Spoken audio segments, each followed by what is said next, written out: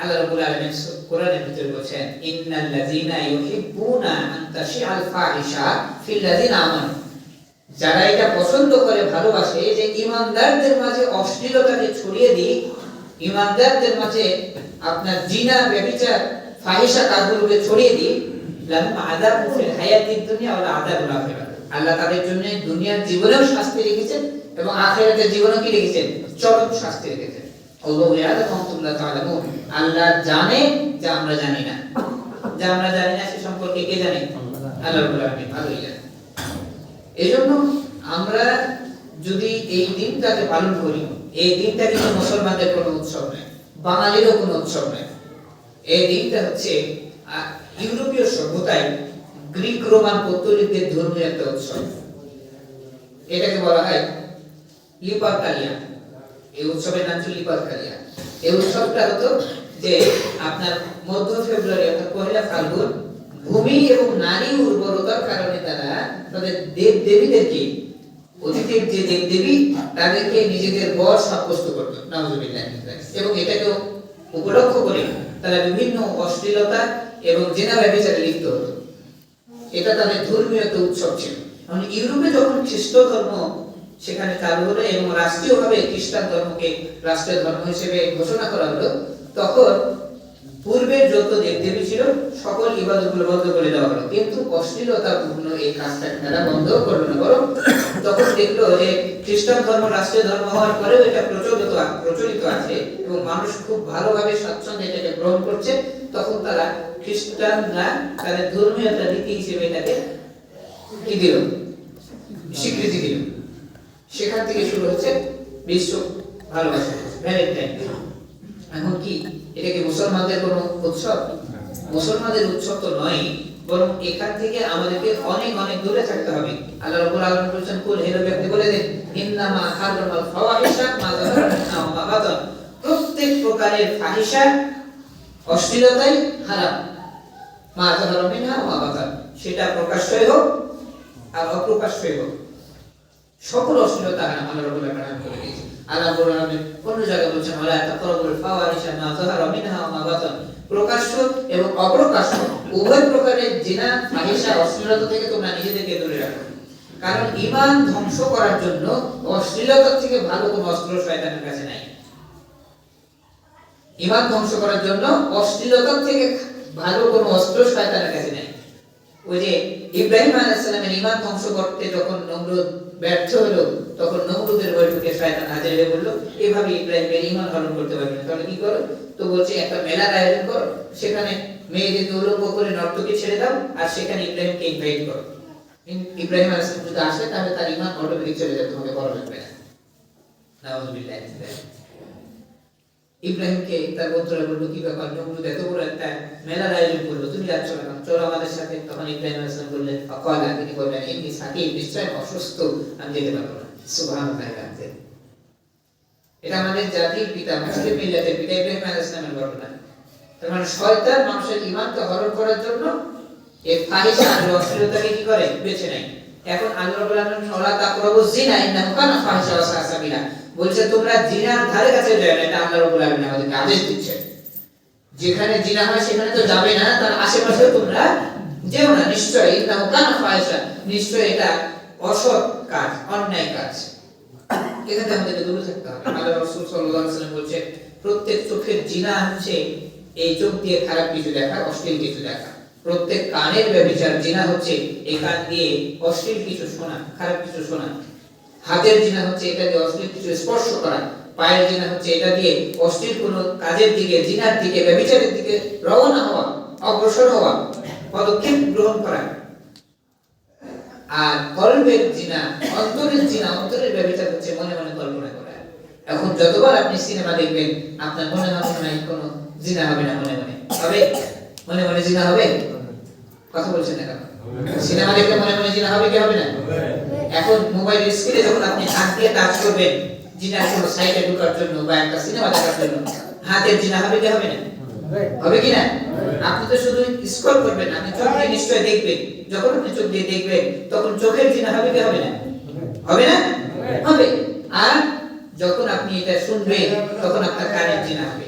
আপনার প্রত্যেকটা অঙ্গ প্রত্যঙ্গ দেখুন, কোন কোন অঙ্গের কথা আল্লাহ রাসূল বললেন। চোখ, চোখ ছাড়া মানুষ অন্ধ, পৃথিবী অন্ধকার। কান, কান ছাড়া মানুষ শুনতে পাবে না।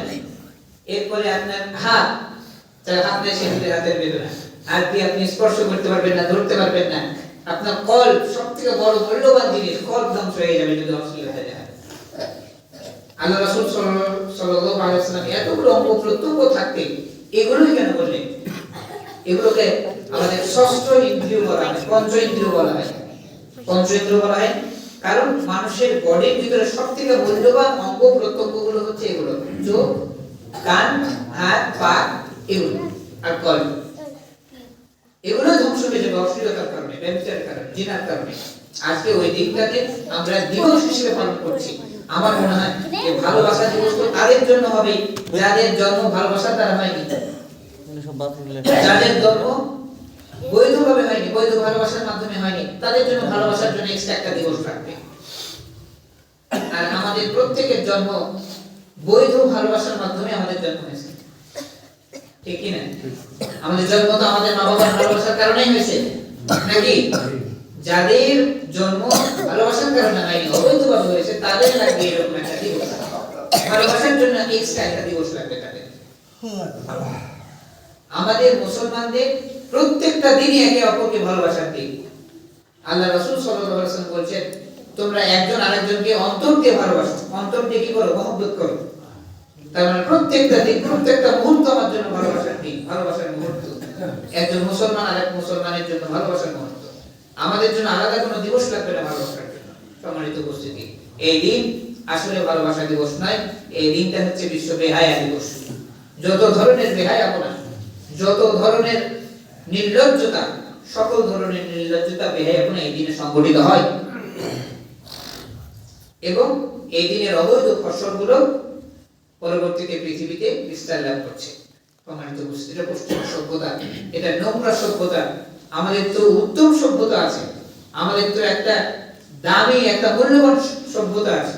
আমরা মুসলমান, আমাদেরকে যত সম্ভব অবশ্যই এই দিনটা থেকে, এরকম দিবস থেকে, এরকম যত ধরনের অশ্লীলতা, ফাহিশা থেকে, জিনা, ব্যভিচার থেকে আমাদের প্রত্যেককে দূরে থাকতে হবে। আল্লাহ রাব্বুল আলামিন আমাদেরকে হেফাজত করুন, আমিন। সম্মানিত উপস্থিতি, এই ফাহিশা আপনার অন্তরে যদি থাকে, এই ফাহিশাকে লালন যদি আপনি ভিতরে ভিতরে করেন, তাহলে আপনার কোনো ইবাদত আল্লাহ রাব্বুল আলামিনের কাছে গ্রহণযোগ্য হবে না। আপনার ইবাদত থেকে স্বাদ উঠে যাবে, ইবাদতে আপনার মনোযোগ থাকবে না, খুশু থাকবে না। আজকে আমাদের 2 টাকা দামের শ্যাম্পু কিনলেও সেখানে অশ্লীলতার প্রমাণ করা হয়। আজকে আমরা রাস্তায় বের হলে সেখানে অশ্লীল দৃশ্য আমরা দেখতে পাই। আমাদের যে কোনো আপনার প্রাকৃতিক সৌন্দর্যের যে জায়গাগুলো আছে, এখানে যদি যান, সেখানে গেলে আপনি অশ্লীলতার আপনার দৃষ্টিগোচর হবে। আল্লাহ রাব্বুল আলামিন বলেছেন, কুল সিরু ফিল আরদ, আমার দুনিয়া ঘোরো। অথচ আজকে দুনিয়ার যেখানে যাবে সেখানে অশ্লীলতায় ছয়লা, সব জায়গায় আছে অশ্লীলতা। আজকে লজ্জা মানুষের, যুবক যুবতীদের মন থেকে উঠে গেছে, লজ্জা নেই। ওই যে 11 বছরের মেয়ে যদি লজ্জা থাকতো, তাহলে অসুস্থ মাকে হসপিটালে রেখে বয়ফ্রেন্ডের সাথে কক্সবাজার না চট্টগ্রাম পৌঁছে জেনে গেছিল। 11 বছরের মেয়ে, আপনারা মনে হয় খবর দেখেননি। 11 বছরের মেয়ে এই বয়ফ্রেন্ড গার্লফ্রেন্ডের বুঝে কি? অথচ তার হসপিটালে তার মা ঢাকা থেকে, তিনি তার বয়ফ্রেন্ডের সাথে চলে গেছে। 11 বছরের মেয়ে। আপনি কি মনে করছেন এটা একদিনের কাজ? একদিনে এটা সম্ভব হয়ে গেছে? হয়নি। আজকে ভালোবাসা দিবস, এরপরে আপনার পহেলা বৈশাখ, এরপরে যত ধরনের অশ্লীলতাপূর্ণ দিবসগুলি আছে, এই দিবসগুলির মাধ্যমে এই অশ্লীলতা, এই জেনা, ব্যভিচার আমাদের জন্য আজকে সহজলভ্য করে দেওয়া হয়েছে। আল্লাহ রাসূল সাল্লাল্লাহু আলাইহি ওয়াসাল্লাম বলেছেন, যার বিয়ে করার সমান যোগ্যতা হয়েছে সে অবশ্যই যেন বিয়ে করে, বিয়ে না করতে পারলে যেন রোজা রাখে। আর আজকে আমরা বিয়ের বয়স করে দিচ্ছি 21 বছর, যেখানে একজন পুরুষ 14 বছর 15 বছরে বালিগ হয়, তার আগেও হয়, 12 বছরে অনেক সময় হয়ে যায়। যেখানে একজন মহিলা, একজন মেয়ে 9 বছর 10 বছরে বালিগা হয়, সেখানে তাদেরকে 18 বছর পর্যন্ত অপেক্ষা করানো হচ্ছে, 21 বছর পর্যন্ত অপেক্ষা করানো হচ্ছে। এখন বলুন, আল্লাহ যাকে জৈবিক চাহিদা দিয়েছে, এই চাহিদাকে সে সম্পূরণ করবে কিভাবে? যদি এরকম হতো যে অশ্লীলতা আমাদের কাছ থেকে অনেক দূরে, আমাদের হাতের কাছে নেই, কিন্তু কাজী নজরুল তো আগেই বলে গেছে যে দেখবো এবার জগৎটাকে আপন হাতে মুঠোয় করে। আজকে আপন হাতের মুঠে সকল কিছুই আমরা পাচ্ছি। এইরকম একটা পরিস্থিতিতে 21 বছর পর্যন্ত অপেক্ষা করানো আর মেয়েদেরকে 18 বছর পর্যন্ত অপেক্ষা করানো, এটা অশ্লীলতার একটা ফাঁদ বলতে পারেন। অশ্লীলতার একটা ফাঁদ। আপনি অশ্লীলতা করার জন্য সকল রাস্তা ওপেন। আজকে হোটেলগুলোকে রেড করে না, হোটেলগুলো বন্ধ করতে পারে না। মাঝে মাঝে দেখা যায় যে 2-4টা যুবতীকে ধরছে, ধরে শেষ। কেন হোটেলগুলোকে সিলগালা করতে পারে না কেন? তারা জানে যে হোটেল সিলগালা করলে ইনকাম বন্ধ হয়ে যাবে। ইনকাম কি হয়ে যাবে? বন্ধ হয়ে যাবে। পার্কে এখন বিভিন্ন পার্কে দেখা যায় যে আপনার সেফ জোন রাখা হয়। সেফ জোন, এখানে কেউ যাবে না, সেফ জোন। এগুলো কি? এগুলোই হচ্ছে অশ্লীলতার প্রমাণ করে। আর আল্লাহ বলছে আমাদের বাংলাদেশের সকল মানুষ 90% মানুষ মুসলমান, ঠিক কি না? 90% মানুষ কি মুসলমান। এখন এই বাংলাদেশে যদি এগুলো চালু করা হয়, তাহলে ইমানদারদের মাঝে অশ্লীলতা ছড়িয়ে দেওয়া হলো কি হলো না? অথচ আল্লাহ বলছেন যারা ইমানদারদের মাঝে অশ্লীলতা ছড়িয়ে দেওয়ার চেষ্টা করে বা ছড়িয়ে দেয়, আল্লাহ বললেন তাদেরকে দুনিয়া এবং আখিরাতে শাস্তি দিবেন। কি ধরনের শাস্তি? আল্লাহ রাসূল বলেছেন যখন অশ্লীলতা খুব বেশি পরিমাণে বাড়তে থাকে, চোখের সামনে যখন অশ্লীলতা হয়, তখন আল্লাহ ওই জাতির উপরে এমন কিছু আযাব দেন, এমন কিছু রোগ ব্যাধি ছড়িয়ে দেন যেটা তার পূর্বপুরুষদের জামানায় ছিল না। এই যে এখন হঠাৎ করে হার্ট অ্যাটাক হচ্ছে, এরপরে এইডস নামক রোগ আসছে, এরপরে বিভিন্ন ধরনের যে রোগগুলো আছে, যৌন রোগ। আজকে কলকাতা হারবাল এদের এত কেন, এরা লাখ লাখ টাকা খরচ করে ফেসবুকে এরা প্রমোট করে নিজেদের ভিডিওগুলোকে। কেন? এমনি এমনি লাখ টাকা মানুষ তখনই খরচ করে যখন সেখান থেকে 2 লাখ 4 লাখ 5 লাখ কি আসবে? বেনিফিট আসবে। আপনার 10 গুণ বেনিফিট না আসে তো আপনি সেখানে ইনভেস্ট করবেন না। আপনি লাখ টাকা দিয়ে সেটা প্রমোট করেন, অবশ্যই এখান থেকে 5 লক্ষ টাকা আপনার আসে। এটার ওষুধ, এটার খরিদ্দার কারা? ওই যে তারা যারা অশ্লীলতার মাধ্যমে নিজেদের যৌবনকে নিজে শেষ করে ফেলেছে, নিজেরা তারা এগুলো থেকে কি করে? এগুলো খরিদ্দার। সম্মানিত উপস্থিতি, আমরা মুসলমান, আমাদের জন্য উত্তম সভ্যতা আছে, আমাদের জন্য হালালভাবে সকল জৈবিক চাহিদা মেটানোর ব্যবস্থা আছে। আমরা কেন হারামের দিকে যাব? আসুন আল্লাহ রাব্বুল আলামিন আমাদেরকে সমস্ত হারাম কাজ থেকে বেঁচে থাকার তৌফিক দান করুন। আমরা সকলে বলি আল্লাহুম্মা আমিন। ওয়া আখিরু দাওয়ানা আলহামদুলিল্লাহি রাব্বিল আলামিন। আসসালামু আলাইকুম ওয়া রাহমাতুল্লাহি ওয়া বারাকাতুহু। সুন্নাত